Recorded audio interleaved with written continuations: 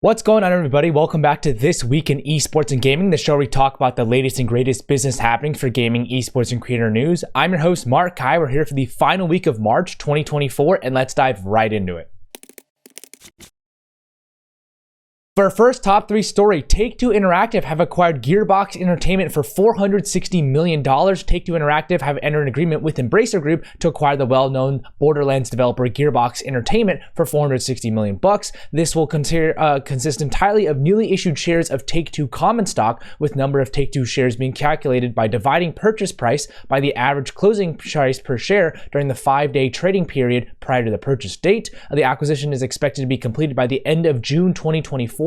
With the transaction excluding certain third-party publishing and other assets that Take-Two deemed non-core to its business, which basically includes Gearbox Publishing. Gearbox's founder and CEO Randy Pitchford will continue to lead the org after this acquisition, and Take-Two's subsidiary 2K, they've published Borderlands in the past, so these two companies are no strangers to one another. Overall, the $460 million purchase is a pretty good deal for Take-Two given Embracer's need for cash.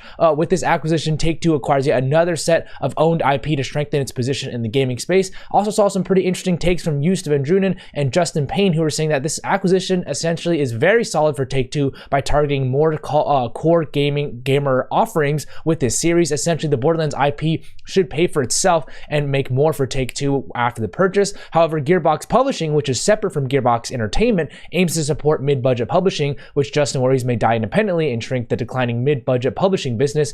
Either way, interesting to see this go through.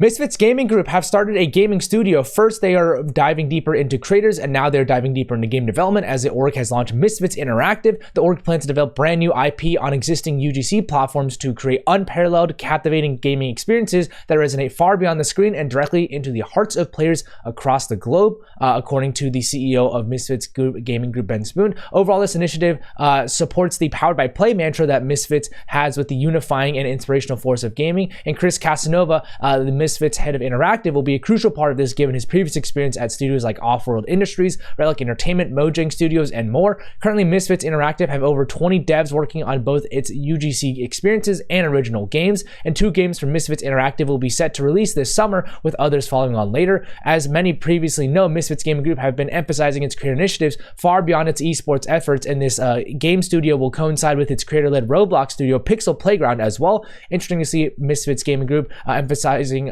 pivoting hard its business strategy lately. Seems to be working well with the rebranding of the org and various collaborations with creators like Carl Jacobs and Creedcraft, selling out multiple live shows and garnering 250 million views on platforms as well.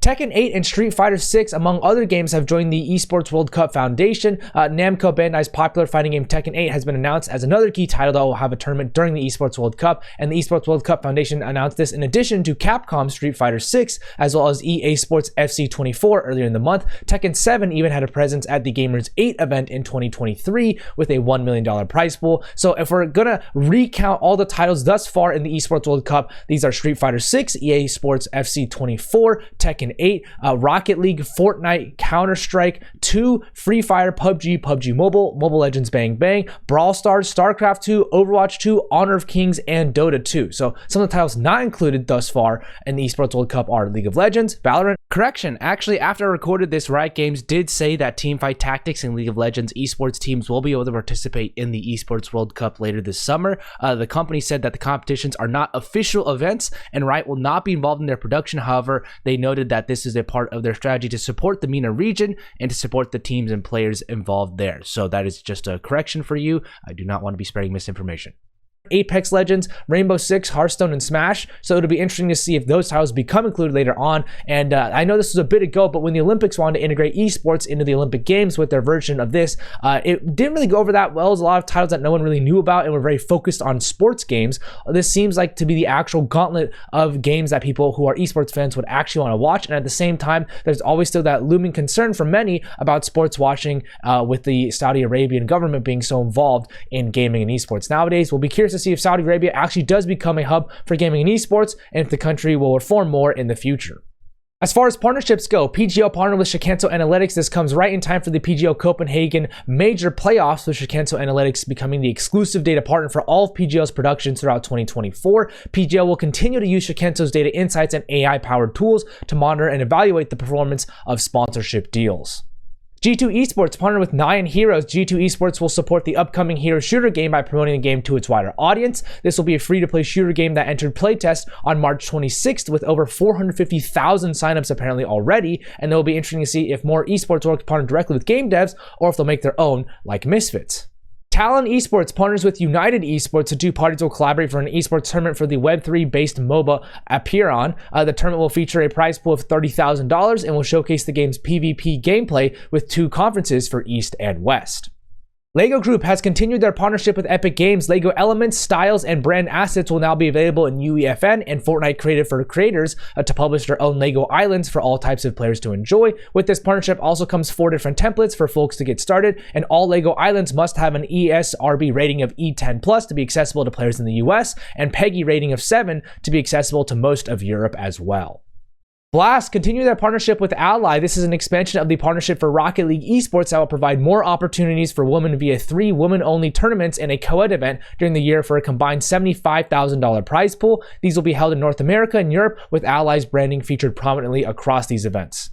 Enthusiast Gaming partnered with the ad tech company Playwire. This multi-year partnership will see Enthusiast Gaming outsource its ad tech to Playwire to simplify and streamline Enthusiast Gaming's priorities. Enthusiast Gaming will use Playwire's revenue amplification management platform to enhance its network of gaming websites, channels, and applications.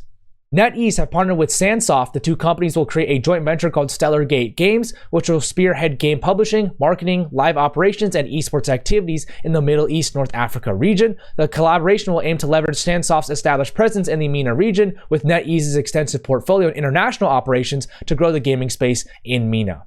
As far as finance and M&A goes, Mika Games have launched to invest $50 million in mobile gaming studios. Mika Games is founded by Wargaming co-founder Nick 𝗠𝗿 and has thus far raised $10 million in an initial funding round led by Flint Capital. The $50 million figure is the goal of Mika Games eventually to help gaming studios become self-sufficient and scale from seed stage with the aim of IPOing in the future. Sprout Esports have unfortunately ceased operations. The German esports org noted that its existing business model is no longer viable to ensure sustainable and healthy growth. All of the players and staff members have been released from their contracts, so best of luck to those affected in finding new roles. Midas Games have received a $1 million investment. For reference, Midas Games produces skill-based and competitive games which have risen in popularity over the past few years. Ludus Ventures led this investment and will enable them to focus on their game development process and adding momentum to its business.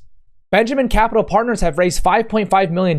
This raise will help the company invest in its cash rewards business built around the Benjamin app. The gaming angle here is that the company wants to utilize the money moments aspect of the rewards program for gaming companies, and the funding will be used for aggressive user acquisition and funding product development, as well as hiring Benjamin's first CEO.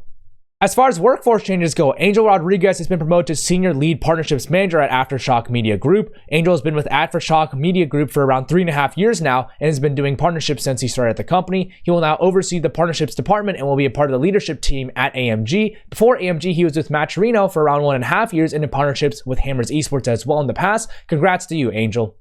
Guillaume Kaus has joined Team Vitality as the Senior Partnership Sales Manager. Guillaume was most recently with Prodigy Agency as the Head of Sales and Partnerships for 2.5 years, and before that was with Infront Sports and Media for 2 years as the Head of Strategic Growth for Europe. He also spent time doing digital business and project management for ASO, which is the French organization that leads lots of sporting events in France, such as the Tour de France and others. He holds a Master's in Marketing from TBS Education. 𝗠𝗿𝗄 has been appointed to the Director of Product Management for Valorant Global Publishing at Riot Games. 𝗠𝗿 has been with Riot Games for 7 years in a variety of marketing roles and will now be looking at product management as well. Previously, he was the Director of Global Brand Marketing for Valorant, R&D, and North America Esports as well. And before Riot, he was with Red Interactive Agency for 2.5 years as an executive producer for branding campaigns, Riot Games being one of those clients. He holds a bachelor's from North Central University. Thomas Hearn has joined the board of directors for Enthusiast Gaming. Thomas was most recently the CEO of Tidal Gaming for 2 years, which was a holding company that owned Sportflare and Lazarus Esports in the past. Before Tidal Gaming, he was the CFO of Sporttech and the CFO of The Score as well, and he holds an MBA from York University. Eric Bowman joins King as the Chief Technology Officer. Eric is well-versed in tech and engineering as he was the CTO for TomTom for nearly 3 years after his stint as the SVP of Engineering. With that, he also spent time at Zalando as the VP of Digital Foundation and Guild Group as well, and he holds a bachelor's in physics from Reed College. Randy Nelson has joined AppFigures as the head of Insights and Media Relations. Randy has a ton of experience with Insights, as he was with Data.ai for 1.5 years as a senior director of market insights, and he was also the head of mobile insights and media relations with Sensor Tower for 7 years from 2015 to 2022. Before that, he was with Movado as a content manager for over 2.5 years and was an editor for Future US. Congrats, Randy, for joining AppFigures. Excited to see the cool things you do with them. Jonas Gunnarsson has founded and become the CEO of Continuum X Group. His new company will aim to bring value across the shareholder ecosystem via investment, strategic advisory, and management for esports. Jonas has tons of experience in esports, specifically as he was the COO for the Western operations for NIP for the past 4 years and was also the chief commercial officer for North Esports from 2018 through 2019. He holds an MBA from Quantic School of Business and Technology. As far as new stuff goes, ESL Facebook Group have launched a $170,000 league for Overwatch 2. This will be called Face It League and will serve as a multi-tiered league that will offer qualification for the Esports World Cup later in 2024. This aims to mirror Face It's format with CS esports with always-on, consistent, and rewarding structured competition as well.